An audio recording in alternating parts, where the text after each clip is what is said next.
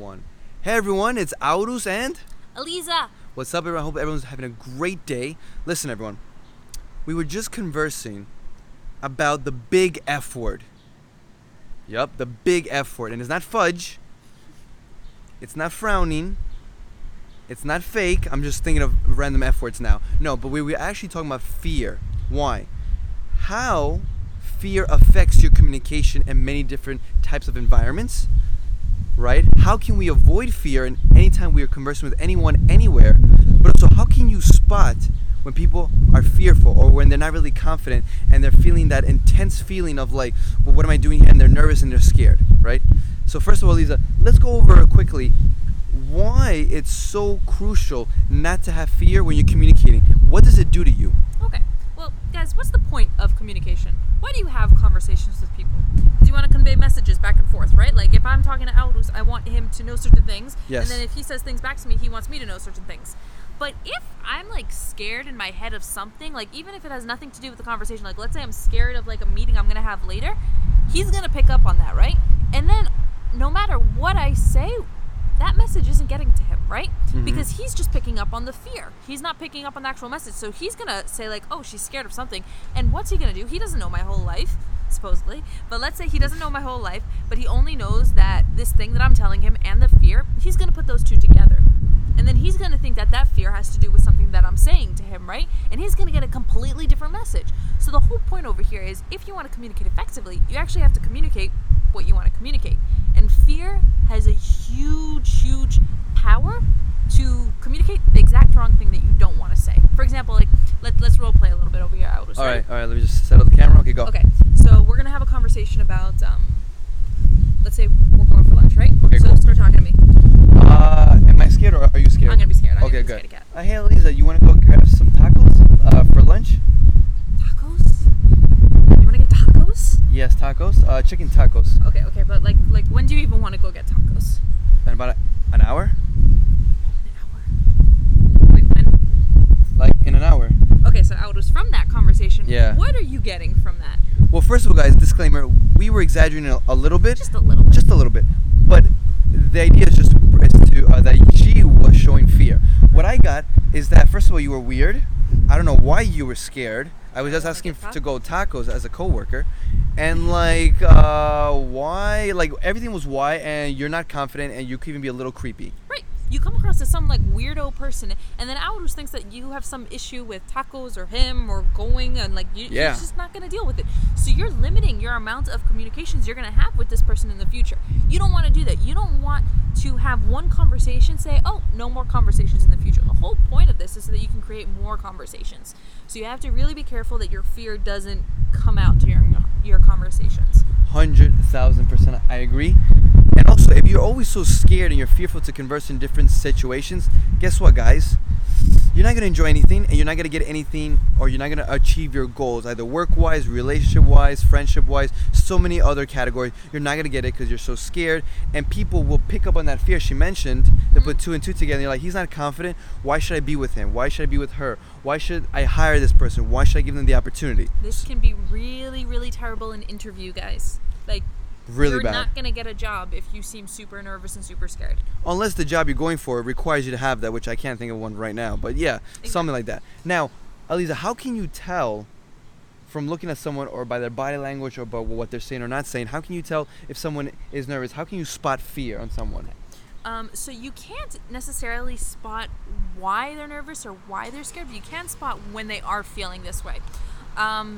First reason is lack of eye contact. Now, this actually could mean two things. It could either mean A, this person is not comfortable with intimacy, not in like a cheesy way, just they're not comfortable with actual social connection and like really having an honest communication with someone.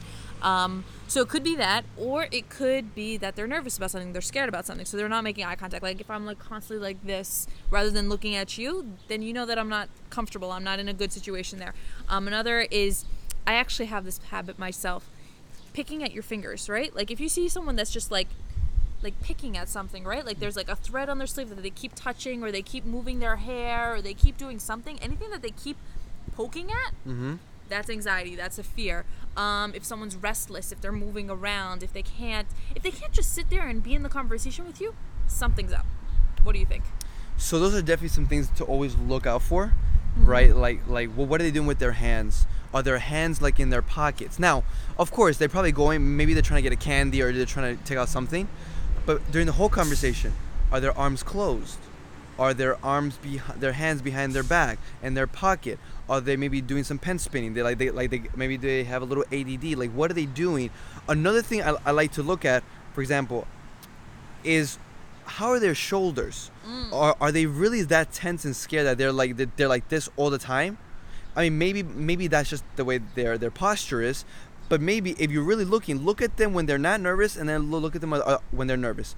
Are they stuttering a lot more? Are their shoulders tense up? Are their neck muscles like really popping out? Right? Are their cheeks like more tense? Look at their face. Look at the upper body. Say it's another one. Also, another one is if they keep seeming like they're on their edge of their seat to say something. Like, let's say they're like you're still talking, you're still making your point, and they're just like, and they keep opening their mouth as if they're gonna say something. Like, it seems like they feel nervous that they have to say something. Like, it just like when the social cues are off like that. When it's like let's say we're having a conversation and like, okay, talk to me. Okay. How's your day? Oh, it was good, but But how did it go? So you see how there's like not a flow there? There's something there. There's something going on. So when the conversation isn't flowing properly like that, there's something off. Yeah, I mean, there's so many other signs that you could look for, but I think we hit like a lot of the big ones: stuttering. Maybe they want to say something, but they keep interrupting you. They're fidgeting. They're picking their nails. They're biting their nails. Look at their hands, their arms. Are they in their pocket? Look if they have closed or open body language. It's just that simple. What are they doing? You just gotta check it out. You gotta look at what they're doing. It's that simple. Now, Aliza, the next question. So if you're fearful, right? Mm-hmm. What techniques, practical advice you would give the people who are watching to decrease their fear? Because I get it, a lot of times you can't get rid of your fear completely, but what can you do to decrease your fear during many types of situations? So what I would do in that situation is I would distance myself from the fear, right? So let's say I'm scared because later in the day I have some kind of meeting. Yes. Right? I have a big... I just like to play around with the camera. Go ahead. Oh, okay. I have a big meeting that I have to go to and I'm really nervous about it. What I'm going to do is when I'm having that conversation with that person, I'm going to do my best to not think about it. I'm going to do my best to distance from it, right? Now, how do you actually do that? Because usually those things are like stuck in your head. When you're talking to someone, try to like almost visualize what they're saying and like be almost overly invested in the conversation. Like, let's say someone tells me like, oh, I went to the store. In your head, be like, okay, what color was the store? Which store did they go to? Like, overthink it a little bit, the conversation, because when you overthink and you're analyzing, you get kind of invested in it and it distracts you from whatever you're scared of. So that would be the basic advice that I would give. Distance yourself from that fear by over focusing on that conversation. Like, another way, like let's say you're still too occupied with the fear to think abstractly, like, oh, what color was the store, things like that. Look at the person's face and just like notice little things on their face, like, oh, this person, the left nostril is not as symmetrical as the right nostril, or things like that. Like, I'm telling you, I do that all the time. Like, whenever I'm feeling like, okay, I'm not really getting there. Now, that you can't do the whole conversation. You do that to initially get out of that fear mindset or that fearful thinking for a little bit, because it causes you to notice things, and then after that you can switch into the conversation. Because if I'm sitting there and he's having a conversation with me and I'm noticing his nostrils the whole time, I'm not having a conversation with him either. So this first step would be distance yourself from the fear, either by visualizing what they're saying or by noticing something weird, and then invest yourself in just the conversation and just be in that conversation. Don't think about anything else. What do you think? Those are some very different tactics that I've heard before. I really like those tactics a lot. Use those things to decrease your fear. I would go a different route. I think there's so many ways that we've learned that we could do it, but we don't want to say everything. We want to make other videos for you guys explaining other techniques. But I'm gonna say two right now. I actually do these two in conjunction.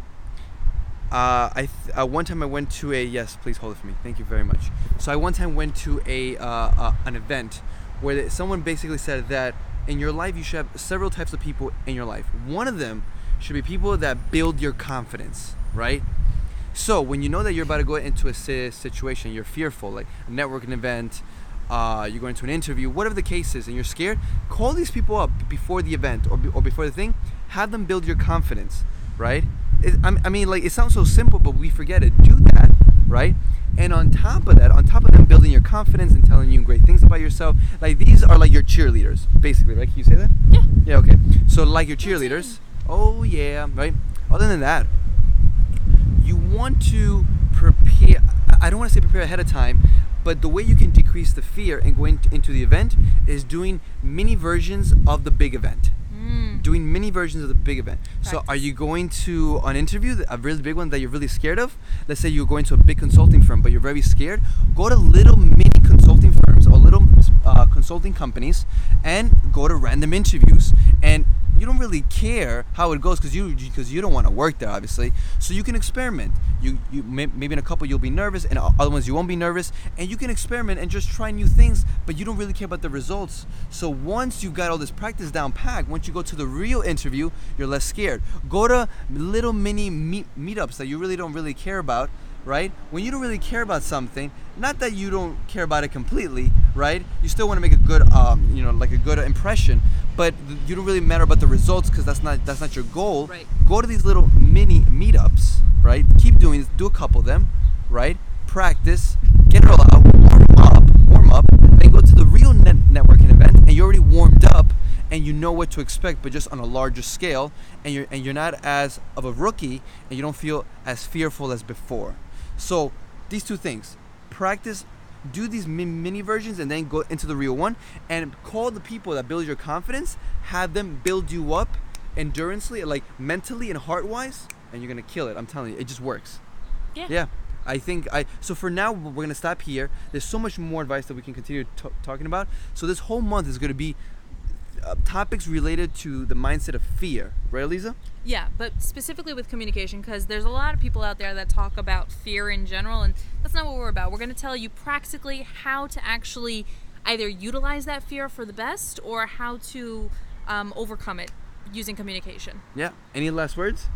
Thanks for watching, guys. Guys, thank you guys so much. We really appreciate it. Please subscribe, please, por favor. I know. Please say please in Hebrew. Go ahead. Bavakasha. Don't say it to me. Say it to the camera. Bavakasha. Por favor, please, and whatever she said. Please subscribe. It's funny. Hebrew doesn't actually have a specific word for please. Oh.